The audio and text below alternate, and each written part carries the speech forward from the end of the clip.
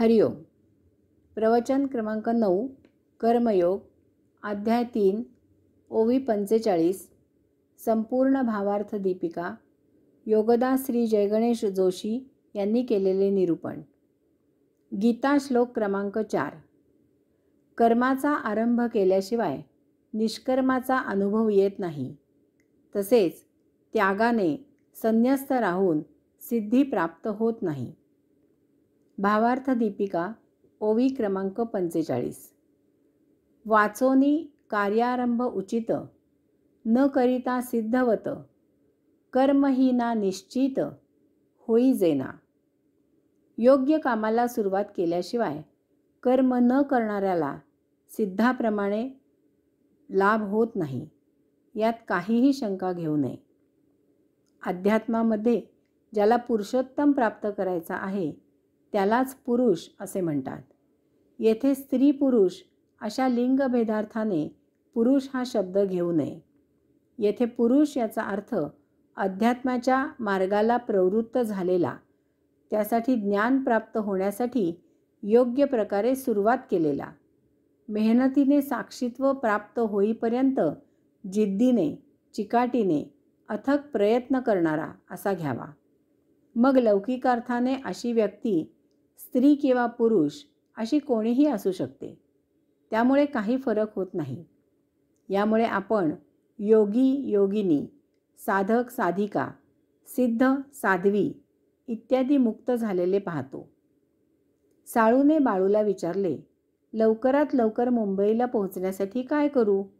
बाळू तत्काळ म्हणाला, जराही वेळ वाया न घालवता योग्य रस्त्याने मुंबईच्या दिशेने जायला सुरुवात कर. प्रवचन क्रमांक 8 मध्ये सांगितल्याप्रमाणे जर आपल्याला मुक्ती प्राप्त करायची असेल तर आपल्या कुवतीनुसार योग्य असा मार्ग निवडावा आणि तत्क्षणापासून त्याप्रमाणे आचरण करायला सुरुवात करावी. तरच नियोजित यश प्राप्त होते. या योगे नैष्कर्म्य दशा प्राप्त होते. यासाठी निष्काम कर्म केले पाहिजे. म्हणजे मोबदल्यावर लक्ष ठेवून कर्म करू नये. मला दार्शनिक व्हायचे आहे अशीही इच्छा ठेवू नये. कर्मामध्ये इतके घडून गेले पाहिजे की कर्म आपण कशासाठी आणि का करत आहोत याचाच विसर व्हावा. दुसरे अत्यंत महत्त्वाचे म्हणजे आपल्याला कर्म करून यश प्राप्त होईपर्यंत आणि प्राप्त झाल्यावरही कर्मयोग सातत्याने सुरूच राहिला पाहिजे. अशा प्रकारे आपले झाले म्हणजे सर्व काही झाले असे नाही. आपले झाले तसे इतरांचेही व्हावे यासाठी निरपेक्षपणे कर्म करावे. असे केल्याने आपली कर्म करण्याची सवय सतत ताजी राहते. अध्यात्मामध्ये सातत्याला फार फार महत्त्व आहे. नाहीतर लोखंडाची वस्तू न वापरल्यास जशी गंजते तसे जर आपण आपले ज्ञान सतत वापरले नाही तर ते आपल्याला विसरायला होते. शिवाय आपले झाल्यावर इतरांसाठी कर्म करण्यामुळे भगवंत श्रींना अपेक्षित असे त्यांचे कार्य, प्रभू कार्य आपल्याकडून सुरू राहते. सतत कर्म करून आणि काही बाबतीत इतरांचे पाहून आपल्याला त्याविषयी वैराग्य प्राप्त होते.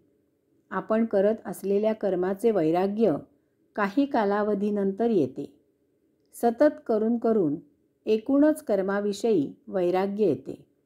कारण असे कितीही कर्म केले तरी आपल्याला निर्लेप आनंद मिळत नाही. काही गोष्टी अशा काही असतात की आपण स्वतः न करताही त्यांची घृणा येते. व्यसनींचे व्यसन पाहूनच आपल्याला त्याविषयी वैराग्य येते. मी 14 वर्षे वसतिगृहामध्ये राहत असताना तेथे काही मुले फारच वाया गेलेली होती. त्यांचे पाहूनच आम्हा इतरांना तसे न करण्याची प्रेरणा मिळत असे. अशा प्रकारे स्वतः कर्म करून किंवा इतरांचे पाहून त्यावेळी आपण विचार करतो की हे सत्य जगणे आहे का, की सत्य जगणे यापेक्षा काही निराळे आहे. आणि आपल्या महद्भाग्याने एका सुदिनी आपला अध्यात्माची संबंध येतो. सद्गुरू भेटतात. तेथे आपल्यामध्ये बदल होतो. मग उमजते की जरुरीपुरते कर्म करून जास्त समाधान आणि आनंद मिळतो. कर्म काय करायचे हे आपल्या हातात नाही. ते आपले प्रारब्ध, संचित, नियती ठरवते आणि तेच कर्म आपल्यासाठी उचित, सुयोग्य असते. त्याचा आपण मोठ्या खुशीने स्वीकार करायचा असतो. परंतु आपण आपल्या मर्जीने यापेक्षा वेगळे काही केले तर आपले हाल होतात. अशा प्रकारे नियतीकडून आपोआप प्राप्त झालेले कर्म कसे करायचे हे आपल्या हाती आहे. आपल्याला तेवढाच अधिकार आहे. भौतिक कर्म करायला मर्यादा नाहीत, अटी नाहीत, नियम नाहीत. कारण मूर्खपणा कितीही, कसाही, कोणताही, कोणीही अगदी मनमुराद करावा.